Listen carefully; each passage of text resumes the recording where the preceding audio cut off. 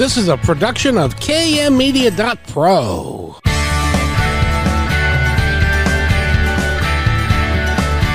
Welcome back to Positive Talk Radio. Our goal is simple: to explore evolving ideas one conversation at a time. So come on over into our world. I know you'll like it, because on today's show, we get to feature somebody that's really dynamic, and I'm really looking forward to talking with her. But first of all, it doesn't seem like it's 9 o'clock in the morning, Eric. Why is it not 9 o'clock in the morning? Because you moved the show to 3 o'clock on Mondays. That's right. Yes. That's right. Great to talk to you. I talk to you every Wednesday at 3 o'clock, and then the occasional Friday at noon. But great to have another day that I get to chat with you. Oh, it's awesome, and a beautiful day for it too. It is. It really is. It's a little cold, but that's okay. Yes, but looking out the window, it's gorgeous. Indeed, it is. And for those of you that don't know, Eric produced a show way back in 2003 for the entire time, and so we spent 2 hours a day, 5 days a week together until he got really tired of me.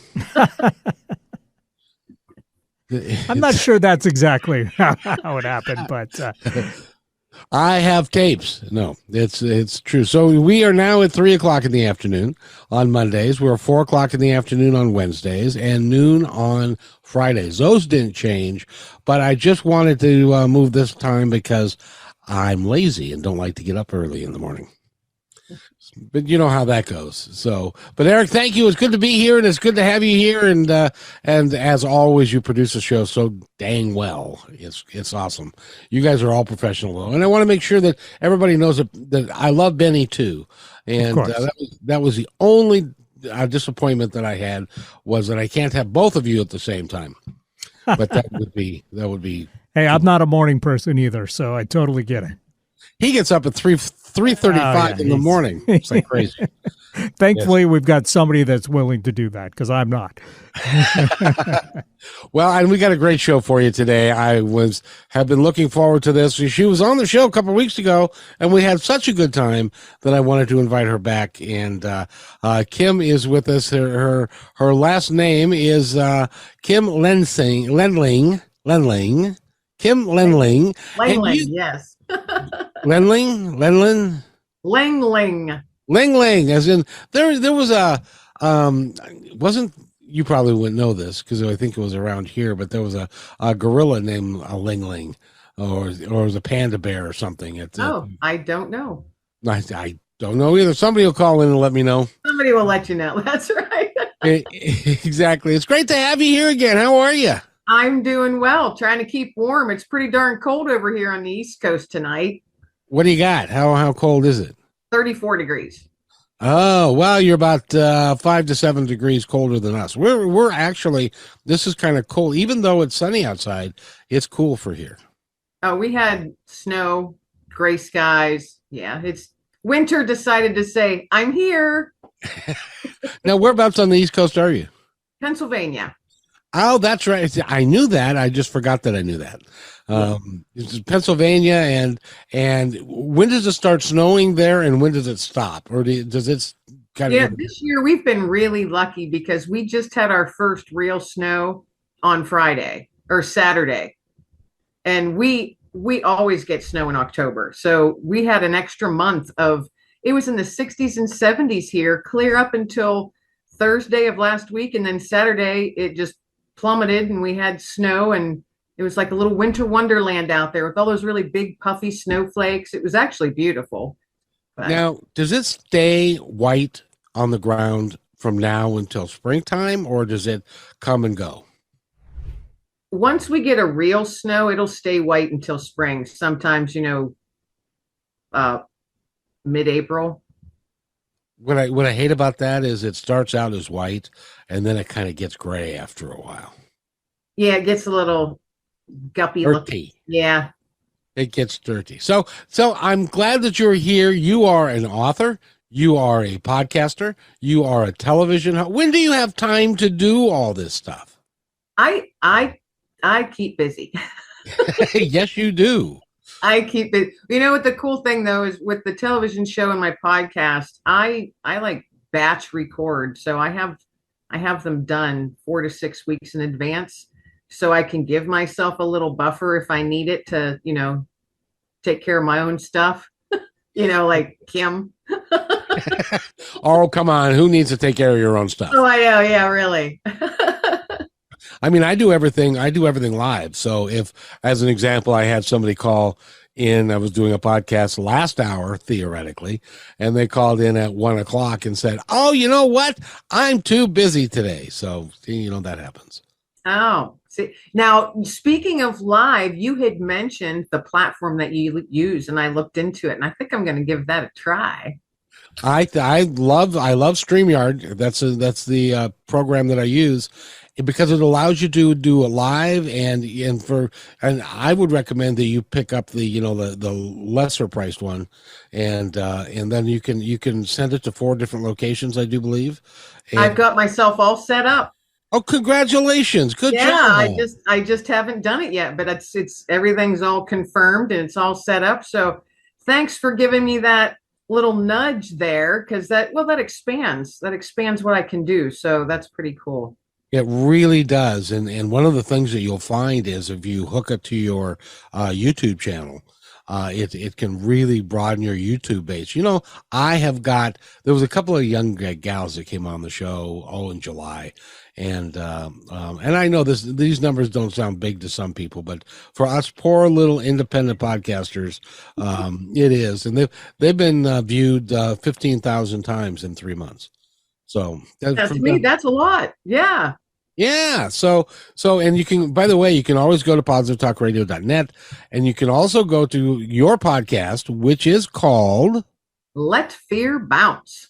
I just love that title that you did because we're very similar in the types of programming that we like to put on because we're not interested in talking badly about each other and hurting each other. We want to, and you've got some things that you do that I need to find out about as well because of what you do with the rocks and also the veterans and the things that you do. And by the way, we just had Veterans Day, so I want to make a shout out to everybody that is a veteran that served our country so well. And you've been doing something. Let's talk about that first, since it's Veterans Day. You've been doing something for a long time for veterans. Yes, I'm a big veteran advocate. Have been for over 25 years now. I'm a veteran myself, peacetime veteran. But for the last 22 years, I myself and another lady, through my veteran post here locally where I live, for 22 years, we started a program called Project Support Our Troops, and we send care packages every single month of the year. So for 22 years, every month, we're sending out a minimum of 50 to a maximum of about 150 boxes per month to active duty men and women that are deployed, not stateside, because stateside folks, they have access to what they need. So we ship boxes out to those that are deployed to, places unknown lots of times. And most of the time it's in pretty hot spots around the world. And so it's just sending just a bit of care and love and prayer in those boxes. And before we pack boxes, it's all done by volunteers. It's all done by donations. And I live in a relatively rural community. And to have been able to do this for 22 years, as of December 6th, because that's our night that we're having our Christmas packing. As of that night, that will be the beginning of our 23rd year of sending boxes every month. Everything's always been donated. And except for the postage, folks, the United States Postal Service does not give us a break. And we can't send it via military transport because it's not an essential. So we can't do it that way either. So we do all the postage is done by donations as well. And that's between $800 and $1,200 a month, just postage alone. So, but I'm just sharing that because for 22 years in my rural community, we've been able to do that all by donation. So, we are constantly thanking the people in our area for their support, because we couldn't do it without them, and that's our mission. Lori, her name is Lori Davis, and myself, and we have there have been a few times, especially at Christmas time, where we might be literally completely out of stuff. A few years ago, we had 1,200 boxes to get out at Christmas. So we were packing 3 nights in a row. It takes hours to pack that many boxes, just so you know. Oh, yeah. Oh, yeah. And that's a lot of donations I mean, literally, that's truckloads of donations. So after the first night, we ran out of stuff, and we still had 400 boxes left to pack. Lori and I were distraught. Literally, that's the word I'm going to use. We were distraught. And she said, Kim, just get on Facebook, do your thing, call the newspaper, do your thing. Because I had a monthly article in the newspaper, and Facebook, I run our Facebook pages. And she's like, get on there and do your thing, Kim. So I did. And this was late at night, not late, but after 8 o'clock in the evening. So I'm thinking, oh, I hope people even see this, because we start packing at 10 o'clock in the morning. So I did my thing, did the best I could. And the next morning we get there early, and we're standing there looking at all of our empty tables. And we both started crying. We started crying because we put everything we are into it. And we just thought, okay, well, we will sit here and handwrite 400 letters then, because we're sending them something.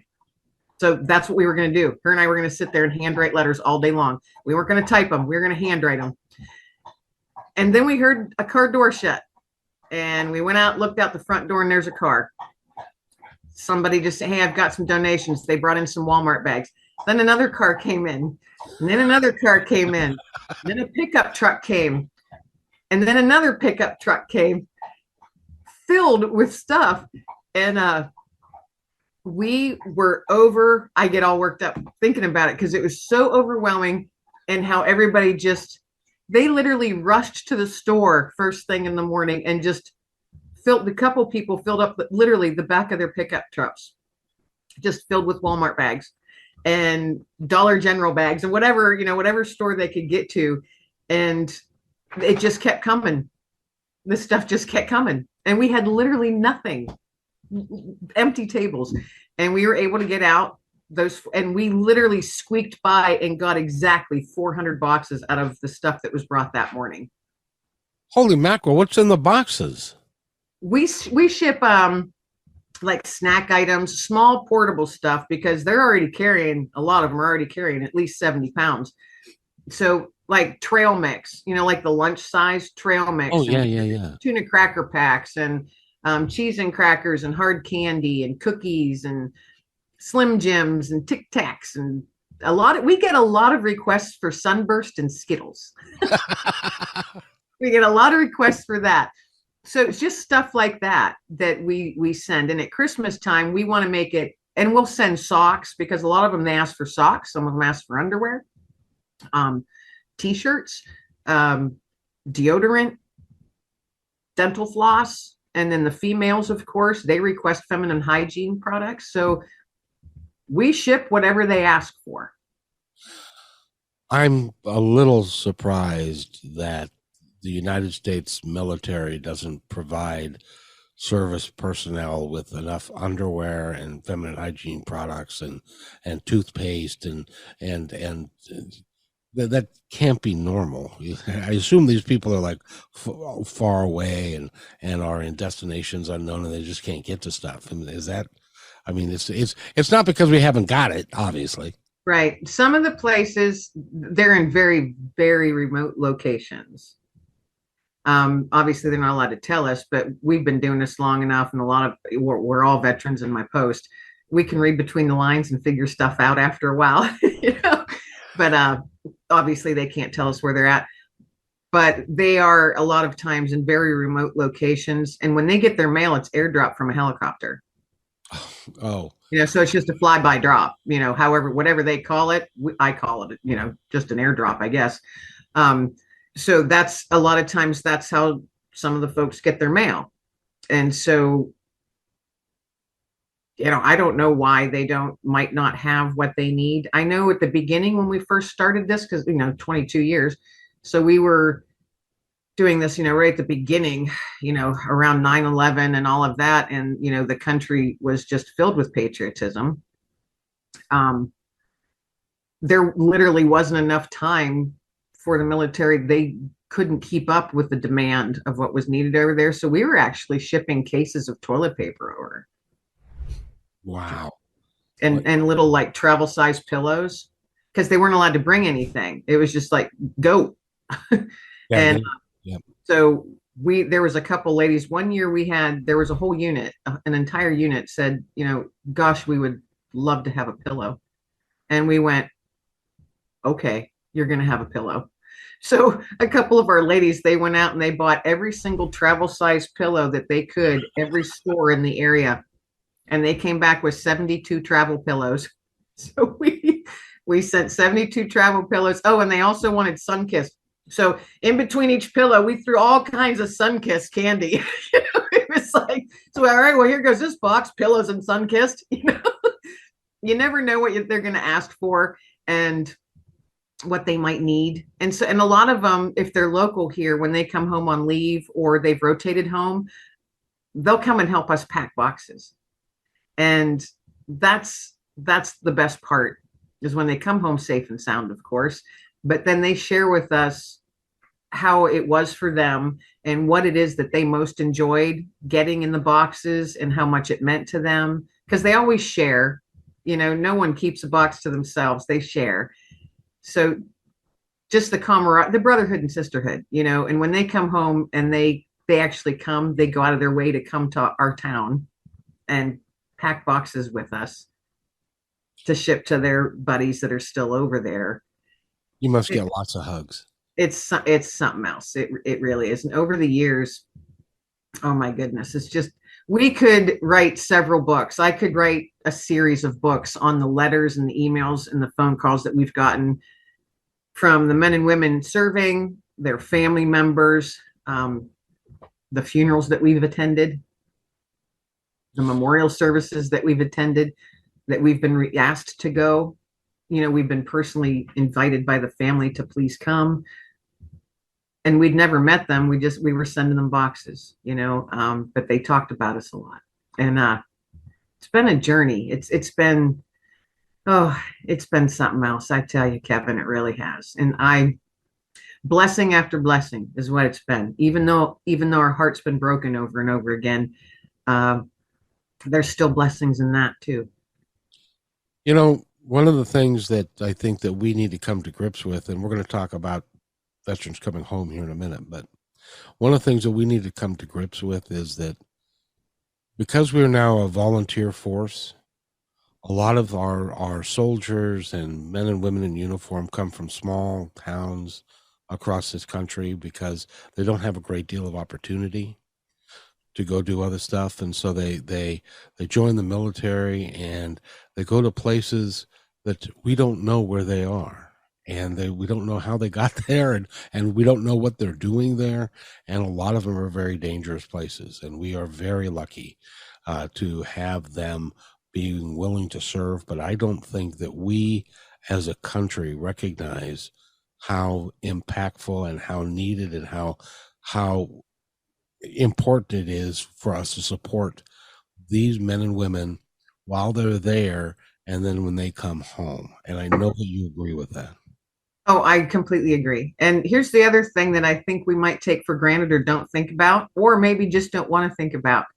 The average age of the soldier is 19 years old. I can't even begin to imagine. So, and that's always been the case. Even, Vietnam, average age of the soldier, the grunt soldier, boots on ground, was 19 years old. And that's someone's son or daughter. I remember looking at my daughter when she was 18 and 19. Now, she did not have any interest in going in the military. She had none. She wanted to go to college and get a degree.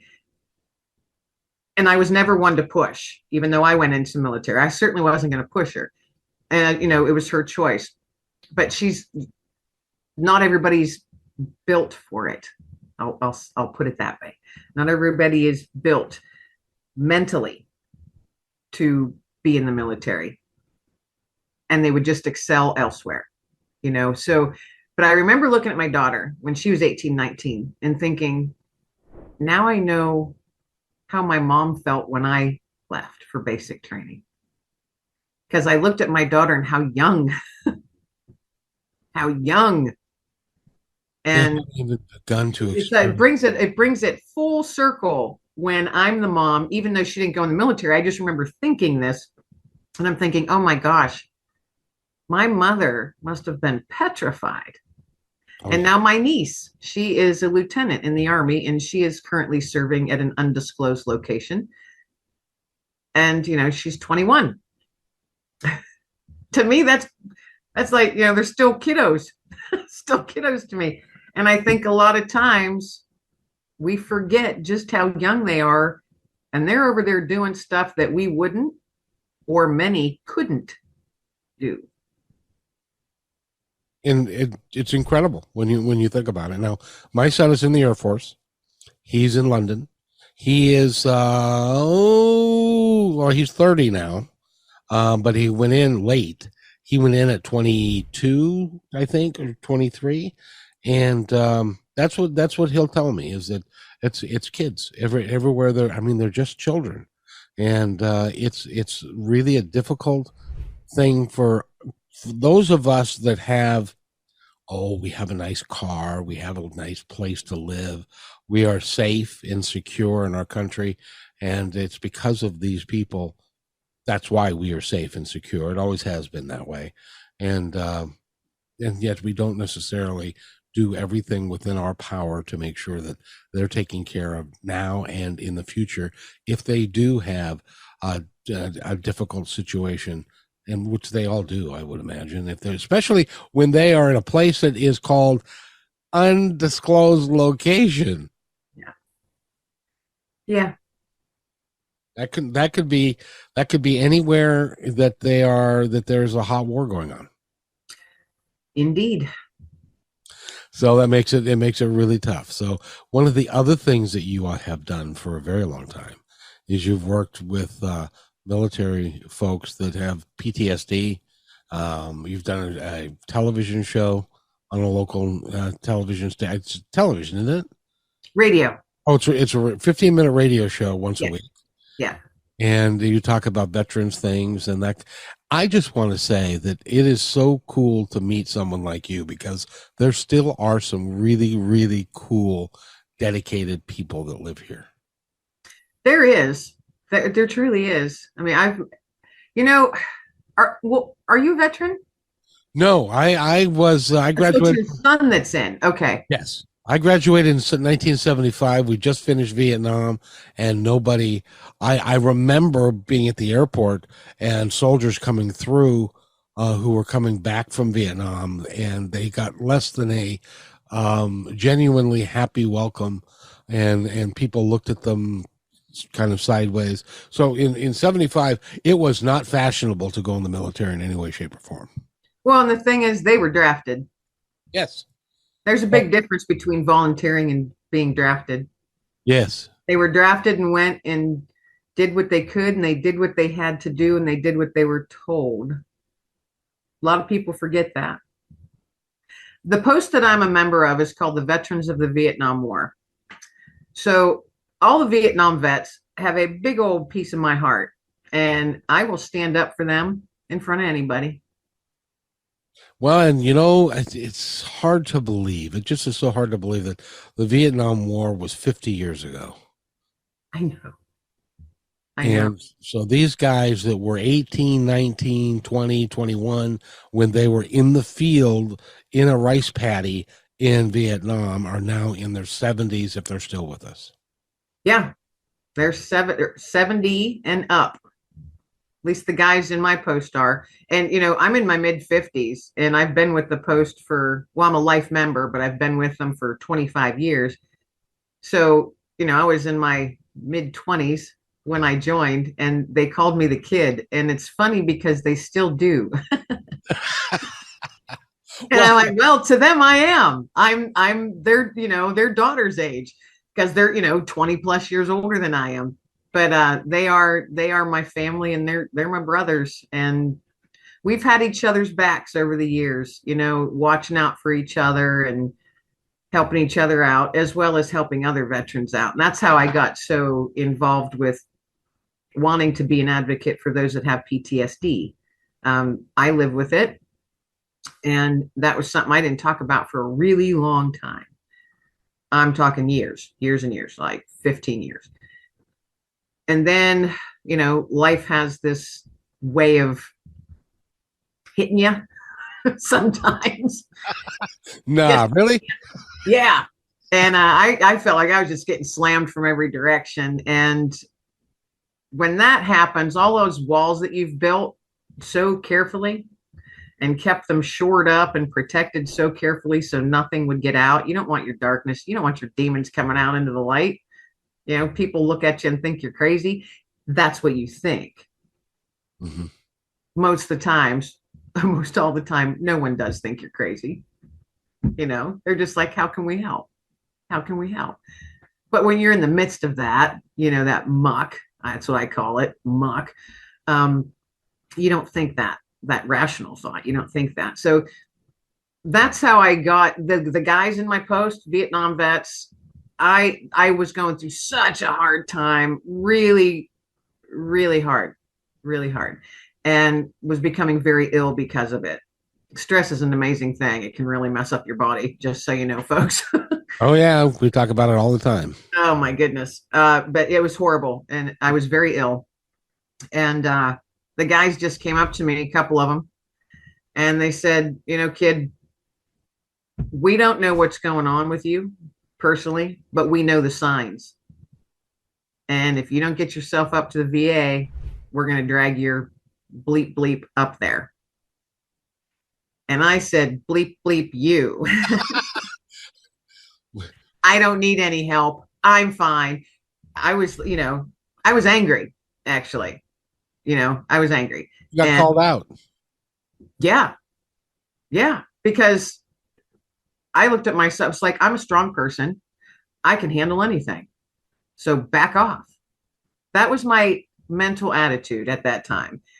So a few days go by, and well, they did. They drugged me up there. They did. And they had made an appointment for me to sit down and talk with somebody. And they took me there and dropped me off. And they said, we'll be back in an hour. And I was not a happy camper. Not a happy camper at all. And this was years ago. So back then, there were 0 female counselors and 0 programs in place for female veterans. They did not know what to do with me. And I sat down in this office with this gentleman, and he just sat back and he looked at me, and I wasn't saying a word because I was pretty angry. So I was just sitting there staring at him with my arms crossed, you know. And he said, I'm going to be honest with you. We have nothing in place for female veterans. We honestly don't know what to do with you. And I went, well, I appreciate your honesty. And literally, that was all I said. We sat and stared at each other for like 40 minutes. And then he said, okay, our time's up. And I got up and left. But I did go back and, you know, started to be able to talk to him, but it took a while. But there was nothing in place for female veterans back then. And I was asking all the time for 12 years, Kevin, 12 years. I kept asking, is there going to be something put in place for female veterans? Because they're saying, well, you can go to this group or that group. And I said, they're all men. They're all men. They have totally different experiences than I did.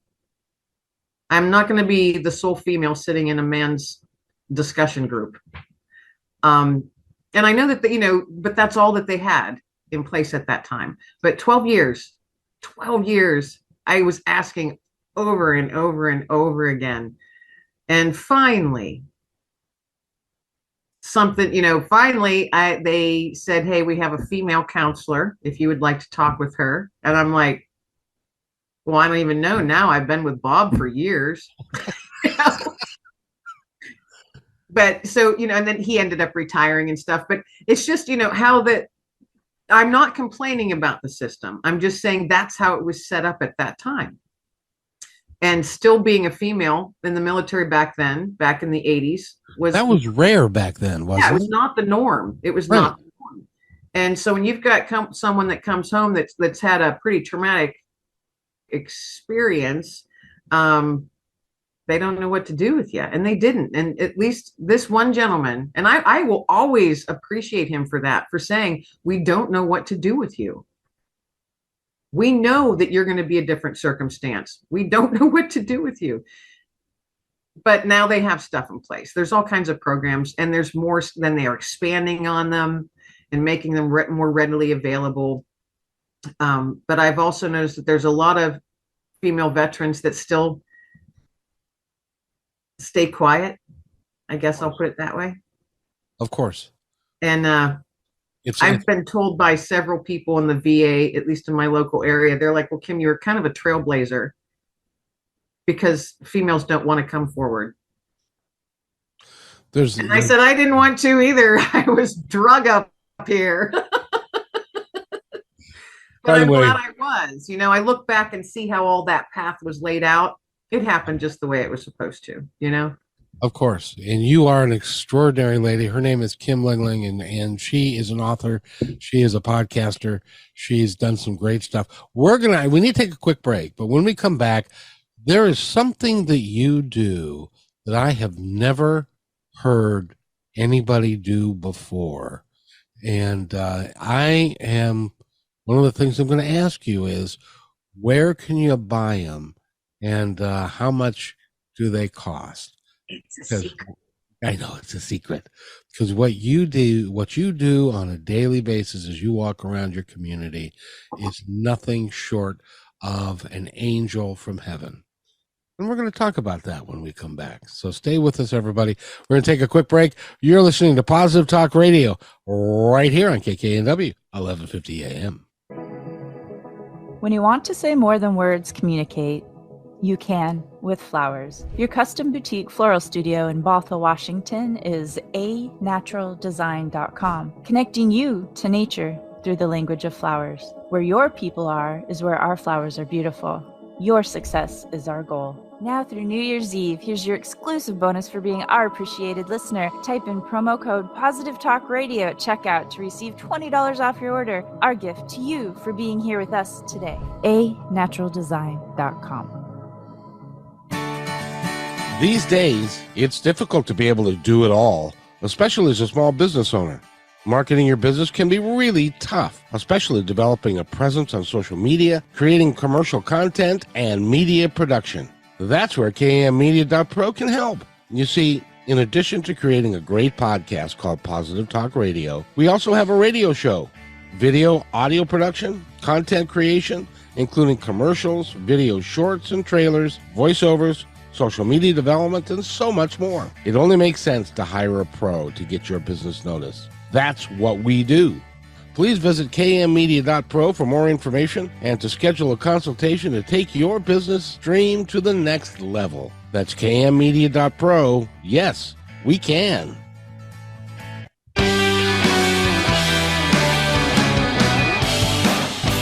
And welcome back to Positive Talk Radio. It's Monday at 3 o'clock. Okay, it's not 3 o'clock anymore. It's 3:36 in the afternoon. And this is our new time slot. We'll be here every Monday at 3, every Wednesday at 4, and every Friday at noon.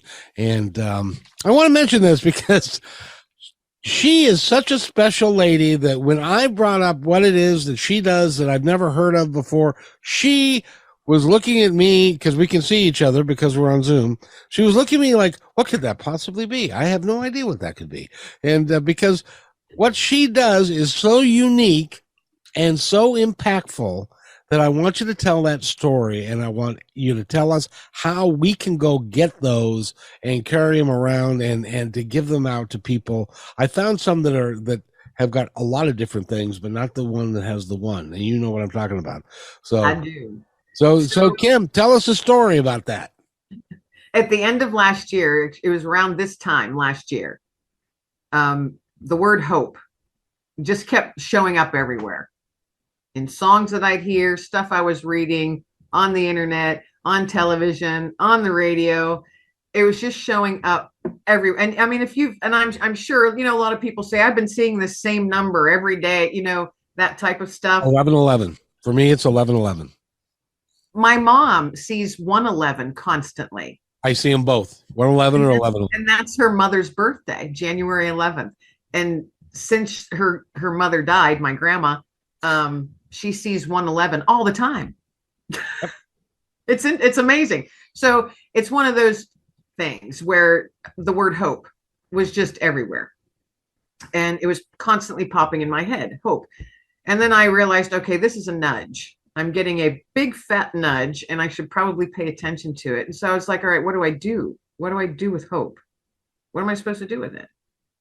And there's so many people going through so much. I hear about it, read about it, see it all the time. And it seems like that's all I was seeing and nothing of positive, and not that I'm like, the life is just rainbows and puppies. I know it's not. But it seemed as if, to me, it felt as if so many people had lost hope. So once that word started showing up around me, I started paying closer attention. And I was like, oh, you're right. Okay, what do I do with this? So I thought, well, I'll start posting stuff on Facebook, or, I'll make these hope affirmations. So I was coming up with all of these ideas and thinking and thinking and thinking. And then I was like, wait a minute, Kim, you're overthinking this. You're overthinking it. What can you do that is simple to give someone some hope? So I got online and I was like, well, I was looking for cards that just said hope, like business cards. Thought, well, then I'll just go to Vistaprint and make my own. Then I was like, no, I don't like how that looks. To me, doesn't have enough heft to it, if you know what I mean. Oh yeah. You can lose a business card, that you can lose it so easy.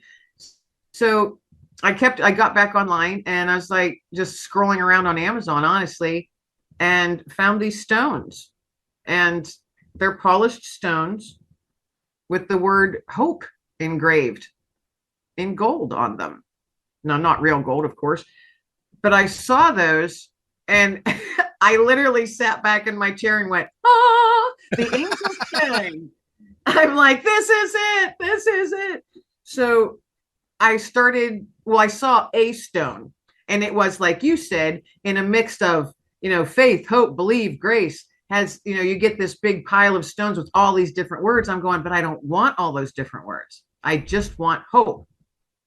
It took me quite a while, but I did find one place. I can't think of it off the top of my head. I'd have to look through my emails, but where you can get, I think you get a bag of 50 stones.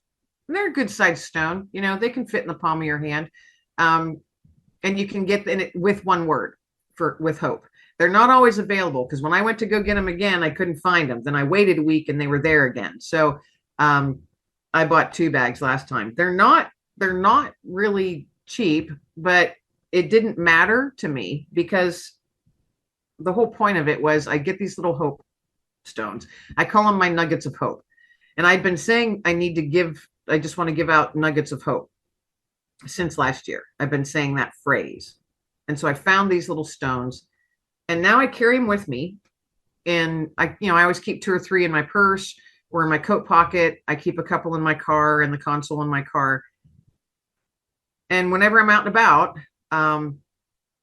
if I feel a nudge towards a person, if I see someone and I just all of a sudden feel, oh, I think I'm supposed to give them a nugget. And I don't question it. And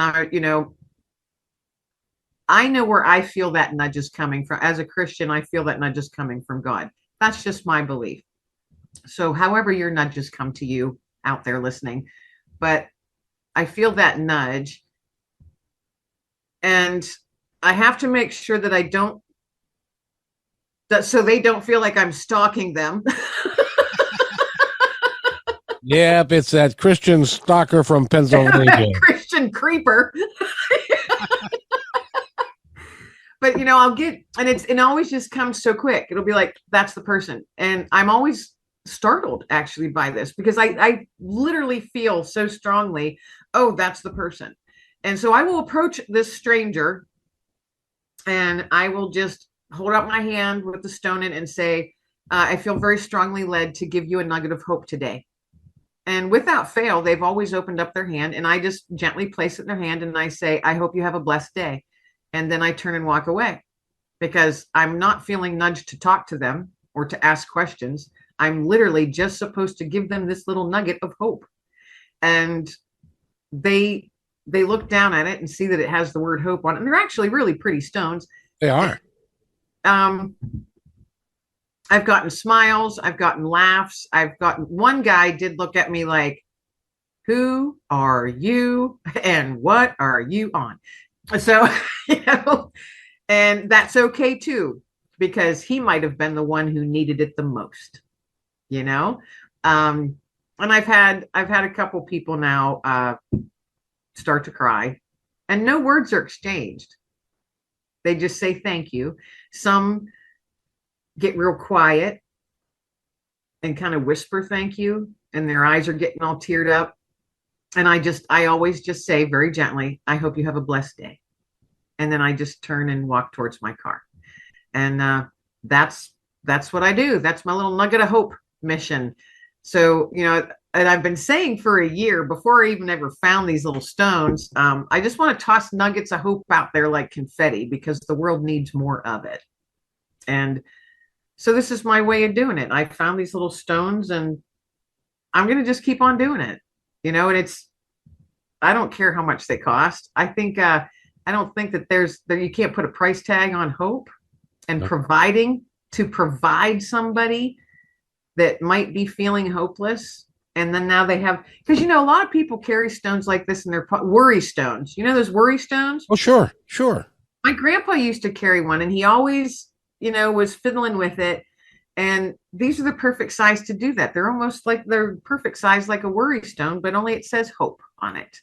So you're, if you're rubbing on it, one of those people, and you're fiddling with it with your hands and stuff throughout the day, just remember that as you're doing that, you got your hands on hope. So just think about it. You got hope right in your hands. What are you going to do with it? Now, I got to ask you, because there are people, and there are lots of people out there that are good people and have a really good heart. And we talk a lot about this on the show, of just smiling at someone, just being kind and smiling. And because that may be, I was a bus driver for 12 years, and a lot of times I was the only person to smile at them all day long. Yeah. And so it's important that we do that. But I got to ask you, because you feel like you are driven to do this and for humanity and to change how people are thinking from hate, division, and fear and to hope. It's awesome. Why you? How did that come about? Well, I was asking myself that too, because I strongly feel it's a nudge from God. That's my belief. And I agree with you. I did say, why me? But you don't ever ask him that, because, well, first off, you might not get an answer. But then the answer also might be, why not you? And that seems like that's the answer I received, was why not you? I've been, and you may have been too, and I know for a fact many out there listening have been, I've been in that dark place. Yes. I've been in that spot where you feel so alone, where you feel like there is no hope, and you wonder why you're still even here. You wonder, what's the point? I've been there, and I'm honest enough to admit that. There's a lot of people out there, but for years I didn't. I slapped that smile on my face, and I was out there, that strong, bubbly person that everybody thinks I am all the time. But I wasn't always like that.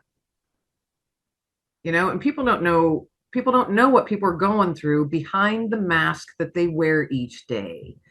And I have found that the further I get into this journey of mine, my life journey here, I am able, and I'm ridiculously empathetic, ridiculously empathetic.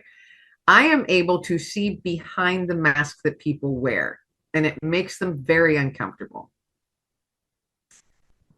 So why not me? I've been there. I've been in that dark hole that's so lonely and awful, and you feel like you can't crawl your way out. And there's a lot of people that have been and that are right now. Maybe it's somebody listening right now. Oh, you can bet your bottom dollar, because there's somebody that's listening that needs to hear this message.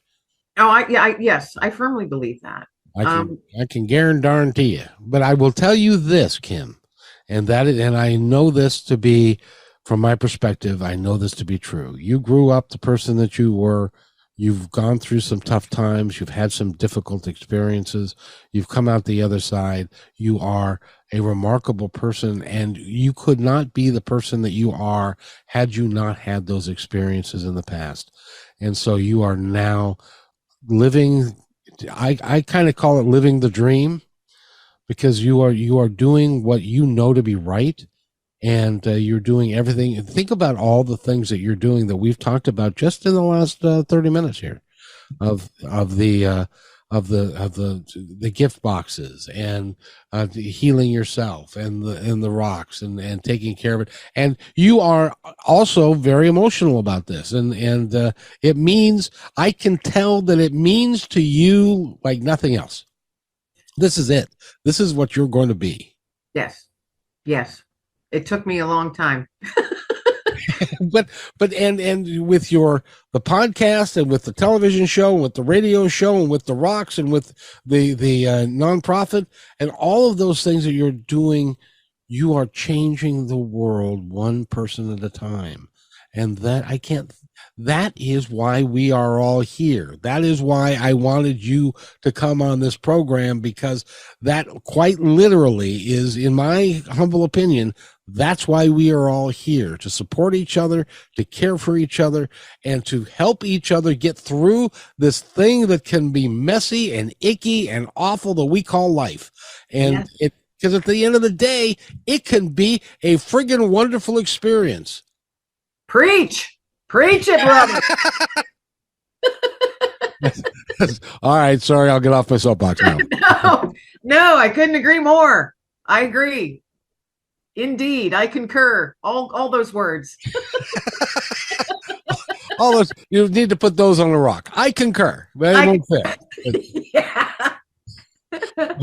But it is remarkable, because you uplift my soul just talking to you. And I am the luckiest guy in the world that I get to have the opportunity to talk to you, because you're doing something. I like to think that we're both doing something special, but you're doing something over and above that of being special. Now, see, here's the thing. You get yourself some hope nuggets, and I'm on the East Coast, you're on the West Coast. We got it covered, man. My problem is I have to leave my friggin' house to. Yes, actually, you do, to physically give these away. Yes, you have to leave your house.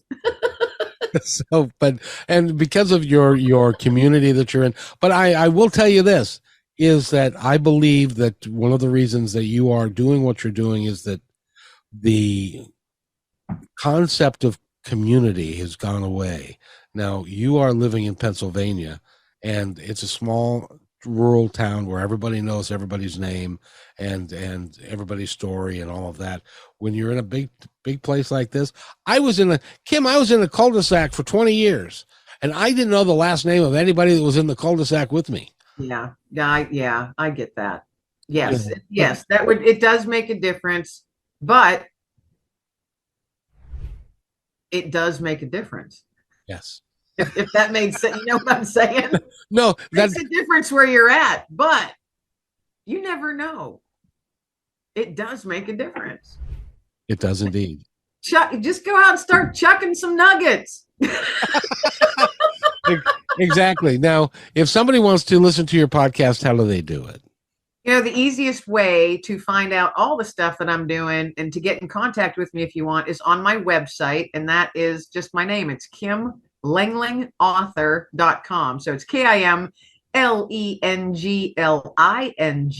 author.com. And you can listen to podcast episodes on there and check out everything that's going on in my little realm. You've got books, you're an author, and you've done all of that, and you're not anywhere near done yet.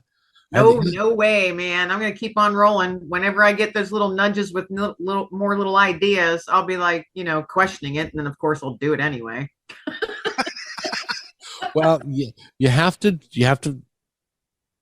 there's an old saying that was in an old movie that was called Braveheart. And it's one of my favorite sayings of all time, which is, your heart is free. Have the courage to follow it. And that's what you do. That's powerful stuff right there. Yes. And then you have me saying, just go out and chuck some nuggets. Well, chucking nuggets would be I used to do that at McDonald's one time. Oh, goodness.